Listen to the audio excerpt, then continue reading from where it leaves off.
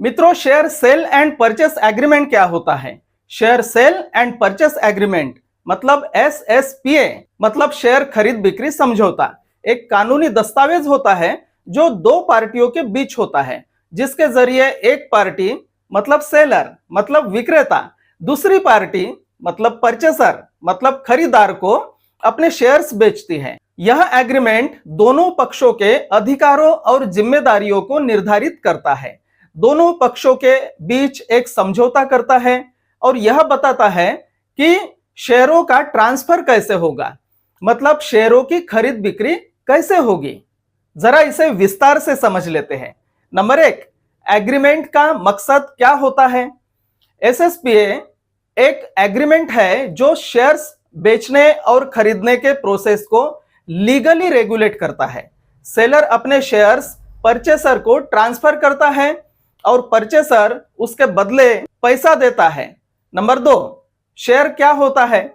Share एक company के मालिकाना हक का एक छोटा सा हिस्सा होता है जिसे खरीदकर आप उस कंपनी के मालिकाना हक में हिस्सा लेते हैं। जैसे आप एक कंपनी के शेयर खरीदते हैं तो आप उस कंपनी के मालिक बन जाते हैं, भले ही थोड़े से हिस्से के लिए, तो आप उस कंपनी के प्रॉफिट और ग्रोथ का भी हिस्सा बन जाते हैं। शेयर क्यों होता है? लोग कई कारणों से शेयर खरीदते हैं, जैसे कि ए, मुनाफा मतलब प्रॉफिट। अगर कंपनी का प्रदर्शन अच्छा होता है तो शेयर की कीमत बढ़ सकती है और आप पैसे कमा सकते हैं। बी, कंपनी में हिस्सेदारी। शेयर धारक के रूप में आप कंपनी के कुछ फैसलों में वोट दे सकते हैं। नंबर तीन, सेलर और परचेसर का रोल। सेलर वह होता है जो शेयर बेचता है और परचेसर वह होता है जो शेयर खरीदता है।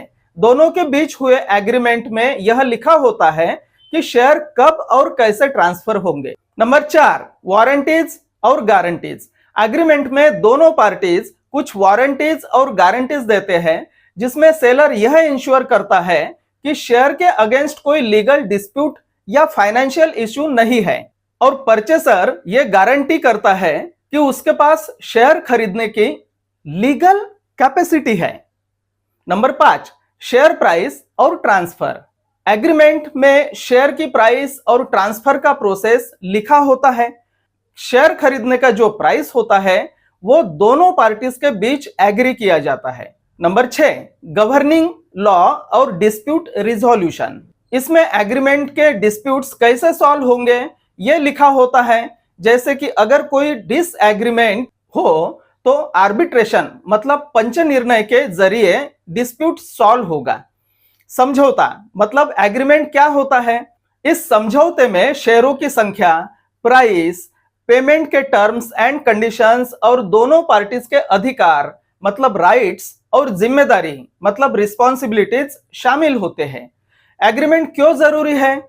यह डॉक्यूमेंट दोनों पक्षों को मतलब दोनों पार्टीज को कानूनी सुरक्षा प्रदान करता है और यह इंश्योर करता है कि दोनों पार्टीज एग्रीमेंट के शर्तों से सहमत है। दोस्तों, अब बात करते हैं उसकी जो जानकारी आप आम लोगों को नहीं बता सकते, मतलब कॉन्फिडेंशियल इंफॉर्मेशन।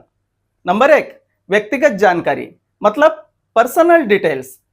एग्रीमेंट में जो व्यक्ति शामिल है उनकी व्यक्तिगत जानकारी जैसे सेलर और परचेसर का नाम, पता, पासपोर्ट नंबर या Aadhaar card number, phone number, email address आप आम लोगों के साथ शेयर नहीं कर सकते। यह पूरी तरह से कॉन्फिडेंशियल होती है। नंबर दो, वित्तीय जानकारी मतलब फाइनेंशियल डिटेल्स। एग्रीमेंट के अंदर जो शेयर्स की सही प्राइस, कितने पैसों में खरीदे या बेचे गए या कितने पैसों का लेन देन हुआ, उसे पब्लिक में नहीं बताया जा सकता। यह वित्तीय टर्म्स कॉन्फिडेंशियल रखी जाती है। नंबर तीन, शेयर्स की संख्या मतलब नंबर ऑफ शेयर्स।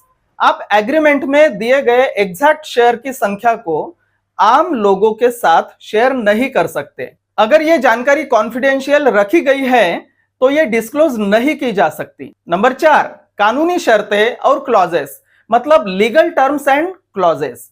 एग्रीमेंट में जो स्पेसिफिक कानूनी शर्तें और क्लॉजेस हैं, जैसे वारंटीज, दायित्व, और अधिकार।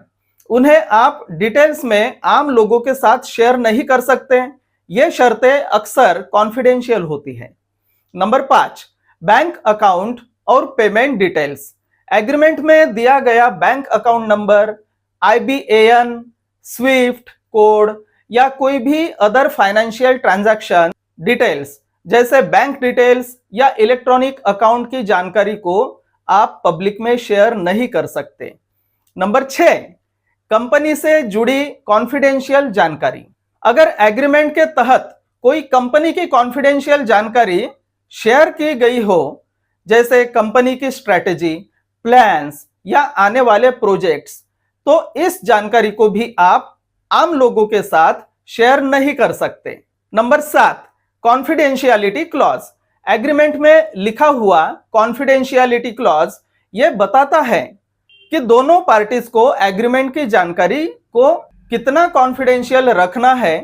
मतलब एग्रीमेंट के टर्म्स या अदर इंपॉर्टेंट इंफॉर्मेशन को पब्लिक में बताना अलाउड नहीं है। कानूनी बारीकियां। इस समझौते में कई कानूनी शब्द और वाक्यांश होते हैं जो आम लोगों के लिए समझने में मुश्किल हो सकते हैं।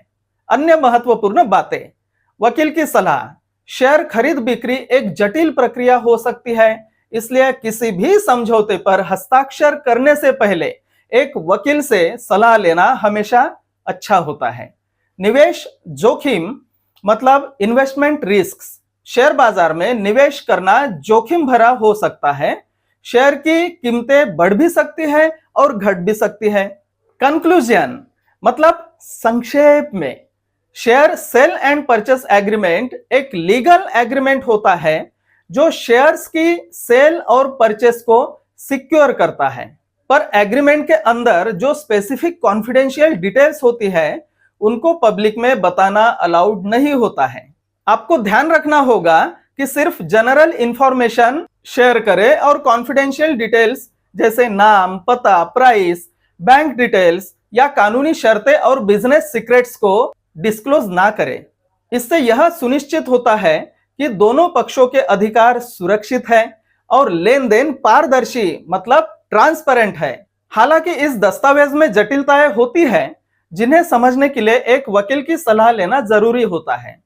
अगर आप इस विषय के बारे में अधिक जानना चाहते हैं तो आप एक वित्तीय सलाहकार मतलब फाइनेंशियल एडवाइजर या एक वकील से संपर्क कर सकते हैं। Disclaimer, this information is for general knowledge and informational purposes only and does not constitute financial advice.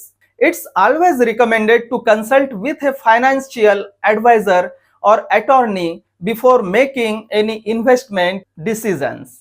Disclaimer मतलब अस्वीकरण।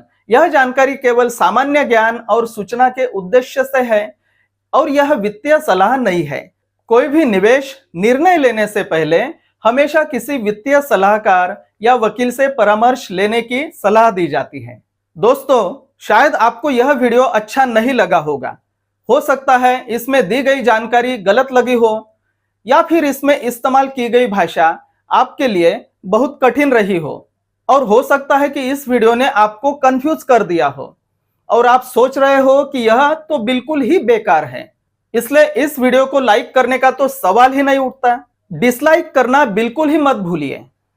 अब अगर आपके दोस्त, परिवार के लोग या कोई जान पहचान वाले जिन्होंने किसी company, technology, share, IPO, pre IPO या वेंचर मार्केट में निवेश कर रखा है या करने की सोच रहे हैं, उन्हें भी यह वीडियो मत भेजिए।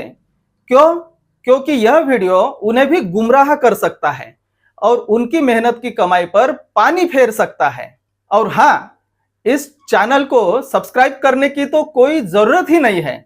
आखिरकार हम तो सिर्फ सच्चाई, सरलता और पारदर्शिता की बातें करते हैं।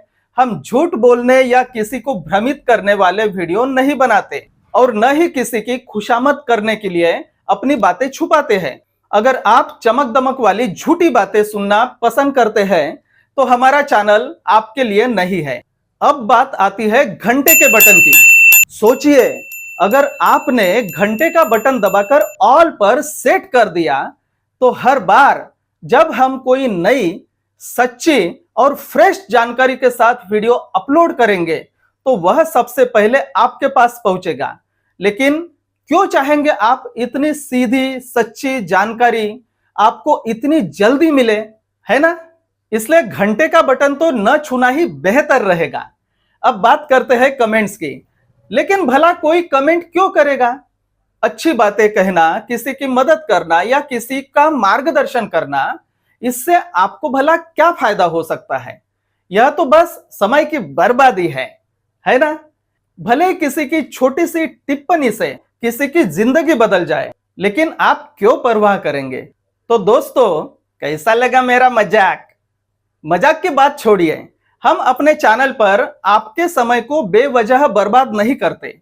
यही कारण है कि हमने अपने चैनल पर कोई भी विज्ञापन नहीं रखा, मतलब कोई भी एडवर्टाइजमेंट नहीं रखी, ताकि आप बिना रुकावट के हर वीडियो को ध्यान से देख सके।